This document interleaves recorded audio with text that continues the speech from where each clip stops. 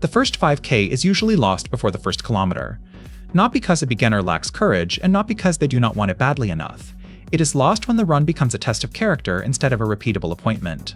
You go out too fast, make the walk breaks feel like failure, and return home convinced that running is for other people. But a first 5K is not built by proving something on day one. It is built by stacking sessions that are small enough to repeat and clear enough to trust. That changes the question. Instead of asking, "Can I run 5 kilometers today?" ask, "What is the smallest run I can finish and still want to do again?" The NHS Couch to 5K plan offers one answer: 9 weeks, 3 sessions per week, walking and running mixed together, with a rest day between sessions. Its destination is 30 minutes of running, not a dramatic first outing. Think of that structure as a map, not a verdict. Your job is to make the next square on the map ordinary enough to survive a busy week. First, shrink the starting line. A walk run is not a watered-down run. It is a way to give the body and the mind a clear rhythm. The cited NHS plan begins with short intervals rather than a continuous effort. That matters because the first success is not speed. It is returning from the session with enough confidence to book the next one. Pick a calm route. Begin with a brisk walk. When the running interval arrives, make it genuinely easy.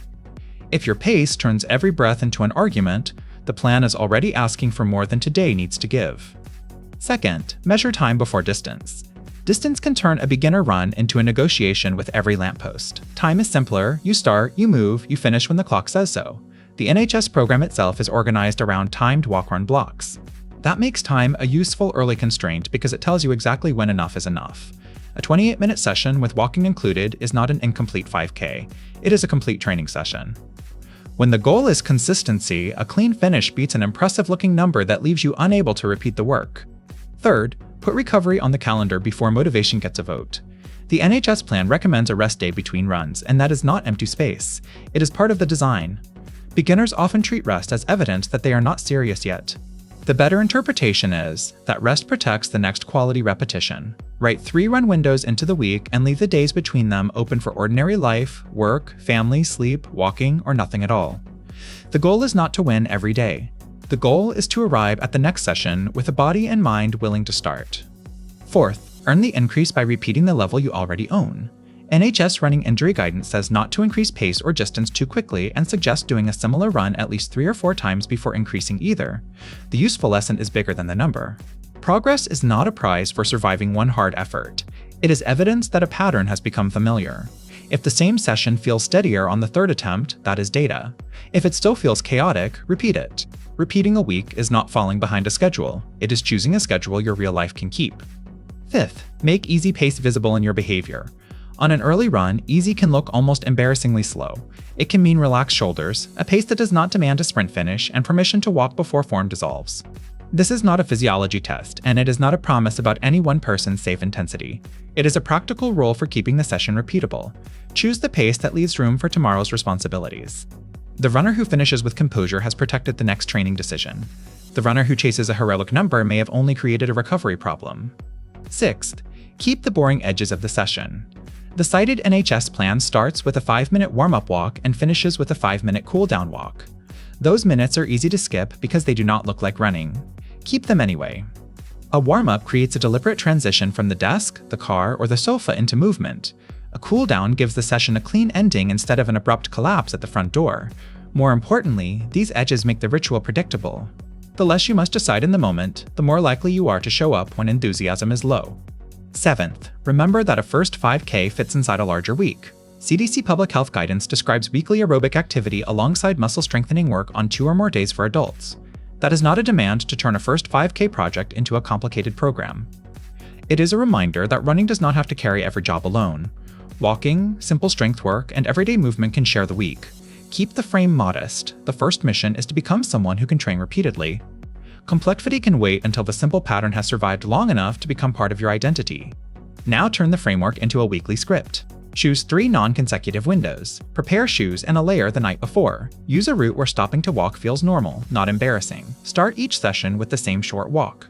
Alternate your chosen run and walk intervals. Finish with the same cool down. Then record one honest sentence: what felt easier, what felt hard, and whether you could repeat that session. This is not a performance diary, it is a decision tool. It lets you see a pattern without pretending that one bad sleep, hot day, or stressful week tells the whole story. The first milestone is not a faster split. It is the moment the routine needs less negotiation. You stop asking whether you feel like running and start noticing which session comes next. That is why a deliberately modest plan works. It gives motivation fewer chances to rewrite the agreement. The run is no longer a referendum on who you are. It is one square on a calendar. Some days will feel smooth, some will feel heavy. Both count when they are completed at a pace that allows you to come back. In a long project, ordinary completion is a serious skill.